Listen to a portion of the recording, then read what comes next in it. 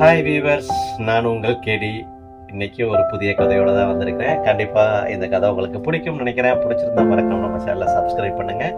அப்படியே வாங்க கதைக்குள்ளே போயிடலாம்.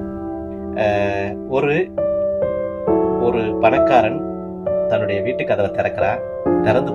திறக்கும் பொழுது வீட்டு கதவு ஜன்னலை திறக்கும் பொழுது அந்த இடத்துல ஒரு ஆள் பிச்சைக்காரர் அந்த குப்பை தொட்டிலிருந்து தனக்கு உணவு எடுக்கும்போது அப்பா அவன் நினைச்சானா, இறைவா என்னைய வந்துட்டு அந்த அளவுக்கு என்னை கொண்டு போகல அப்படின்னு நினைச்சானா.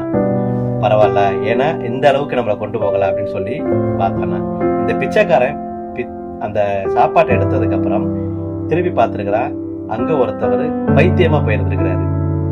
அப்ப இந்த பிச்சைக்காரன் சொல்லியிருக்கா, இறைவா நீ என்னைய அவனை மாதிரி ஆக்கலையே, உண்மையிலே நான் உனக்கு நன்றி செலுத்தக்கூடியவனாக என்னை மாற்றி வைப்பாயாக அப்படின்னு சொல்லி அவர் தன்னைத்தானே மனசுக்குள்ள நினைச்சுக்கிட்டு இறைவனுக்கு நன்றி செலுத்தினாரு.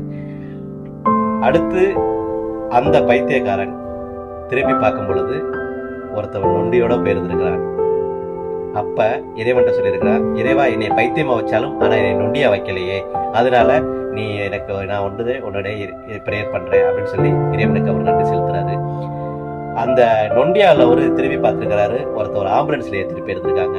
அப்ப அந்த நொண்டியாவில் சொல்லியிருக்காரு, இறைவா என்னை நோய்வாய்ப்படுத்தி ஆம்புலன்ஸ்ல ஏற்றாத அளவுக்கு என்னை வச்சிருக்கியே, அதனால நான் உனக்கு நன்றி உள்ளவனாகவும் உன்னை நான் நினைச்சிட்டு இருக்கிறவனாகவும் எனக்கு கொடு அப்படின்னு சொல்லியிருக்காங்க. இதுல இருந்து நம்ம என்ன தெரியுது அப்படின்னா, நமக்கு என்ன வேணுங்கிறது என்னங்கிறது இறைவன் ஒன்றும் முடிவு பண்ணிடுவாரு. ரெண்டாவது, நாம எப்பவுமே இறைவனுக்கு நம்ம நன்றி செலுத்திக்கிட்டே இருக்கணும். ஏன்னா ஒவ்வொருத்தவங்களுக்கும் ஒவ்வொரு வாழ்க்கையில ஏகப்பட்ட பிரச்சனை இருக்கும். அந்த பிரச்சனைகளுக்கு தீர்வு யாரு அப்படின்னு பார்த்தீங்கன்னா நம்மளுடைய படைச்ச இறைவன் மட்டும்தான். ஸோ நமக்கு உங்களுக்கும் இறைவன் எல்லாற்றையும் வழங்க நம்ம இறைவனிடம் பிரார்த்திப்போமாக.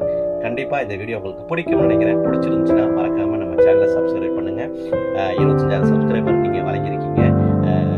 கண்டிப்பா மானிட்டேஷன் கிடைச்சதுக்கு அப்புறம் அந்த சந்தோஷத்தை உங்கள்கிட்ட நான் செலிப்ரேஷன் பண்ணுவேன். மீண்டும் அடுத்த வீடியோ